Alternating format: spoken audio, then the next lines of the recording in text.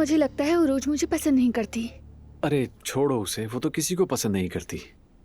तुमने तो कहा था कि तुम अपनी बीवी को छोड़ दोगे, तो क्या सिर्फ इसलिए नहीं छोड़ा कि मैं यहाँ हूँ? अरे नहीं मेरी जान, वो तो पहले ही जा चुकी है। हम पहले से अलग थे। अच्छा ठीक है। बाबा की कॉल आ रही है, लगता है उन्हें पता चल गया। हेलो बाबा जान।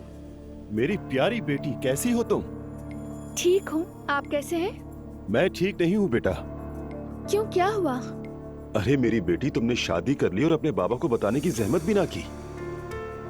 अरे बाबा माफ कीजिएगा, सब कुछ इतनी जल्दी हुआ कि पता ही नहीं चला। तुम बात करो, मैं अभी आता हूँ। मैं बस बताने ही वाली थी। जरा सी मुलाकात ने क्या क्या कर दिया।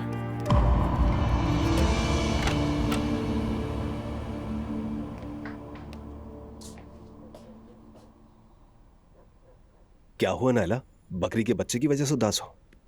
हाँ, उसकी वजह से भी, मगर अब तो मुझे यकीन होने लगा है कि ये सब बदकिस्मती है। तौबा अस्तगफिरुल्लाह, ये बातें कहाँ से लाती हो? फिर वही शुरू कर दिया तुमने। ऐसा लगता है जैसे मैं किसी के गुनाह की कीमत चुका रही हूँ। किसके? शायद मेरे खानदान में किसी के। ओ नायला, तुम फिर उसी खानदानी किस्से में उलझ गई हो। अगर इतनी ही फिक्र है तो ई गवर्नमेंट में जाकर खुद देख लो। क्या वहाँ से पता चल जाता है? हाँ, वहाँ हसबनामा देखने का ऑप्शन होता है। तो फिर देख लेते हैं ना मुस्तफा। अच्छा ठीक है, फोन दो, मैं देखता हूँ। ये खोला मैंने ई गवर्नमेंट और ये रहा हसबनामा। हाँ देखो,